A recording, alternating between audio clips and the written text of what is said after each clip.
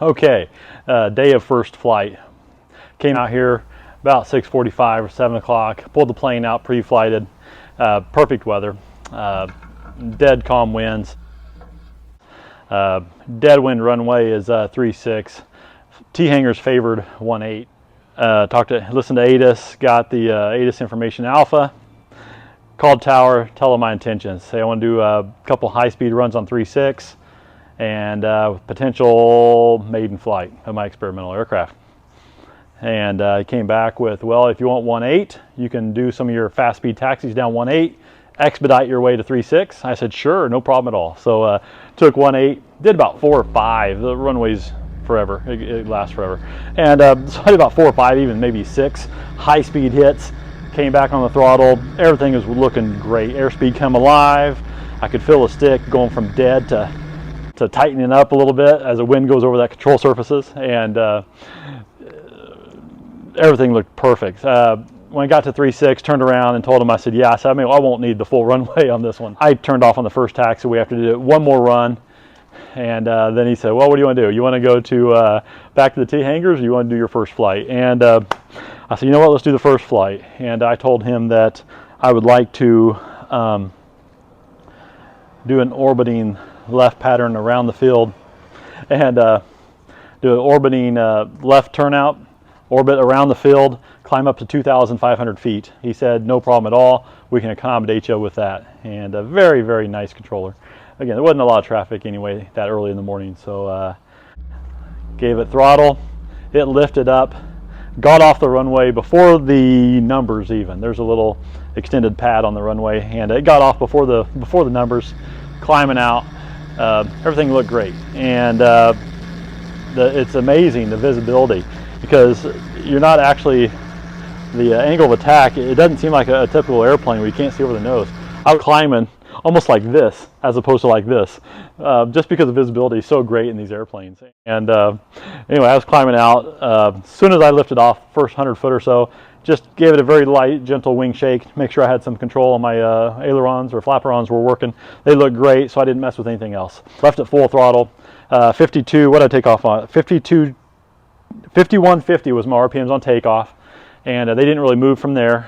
Climbing about, where was I climbing? 600 to 800 feet per minute, somewhere in that range, and shooting around 80 miles an hour, 79 to 80 miles an hour with that. So I did that. Just climbing like the dickens. I mean, I was just kept climbing. Turned left almost 1,000 feet when I got to left base, and kept climbing up. Went through 2,000 feet, 2,300 or so when I got back to around the 36, and almost up to 2,500 when I started getting a red flash. Gearbox temperature, it's set for 180 degrees. It had hit 181, so it started flashing red. Exactly the same time I pulled back on the throttle so I can descend it, level off at 2.5. And I told tower I'm gonna have to RTB for landing, just as a precautionary landing. Highest the temps got was 190, I believe, only for maybe a minute or so or less. And came back down, crossover midfield, turned left downwind, and came in for a landing. I did land. I turned final at 84. Really short approach. My approaches are short anyway. I turned left base and final all about the same time. About 84 indicated airspeed, and over the numbers about 73 miles per hour indicated. And then I just left it pretty flat and started slow, about maybe a foot or less off the runway. Held it pretty flat. Came back on the throttle, almost to idle but not quite. And again, I'm only a foot off the ground. And just slowly saying, boom, hit the mains, boom, hit nose wheel, and all was good with that. The something I was warned about on these airplanes was the right rudder on takeoff. This engine has a lot of torque on it, and you got to be careful with that. Not really a factor. I advanced the throttle very slowly, gave it a little right rudder. It took off really smooth, and that was fine. The other thing for landing, I came in fast, and that was not a problem either.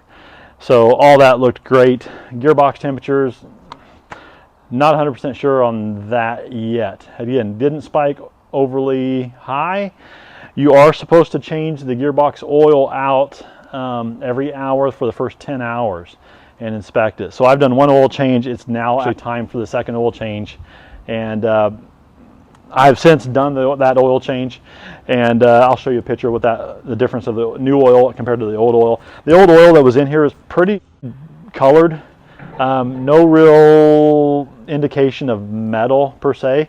I dissected it pretty well, but just really murky colored, and that might have been my factor. A couple take-homes or takeaways on this, and that's what they told me, is the nose wheel shimmy with the particular wheel I have. It definitely shimmies, and if you're going too fast, I got the nose off right away, so I didn't really feel it on takeoff.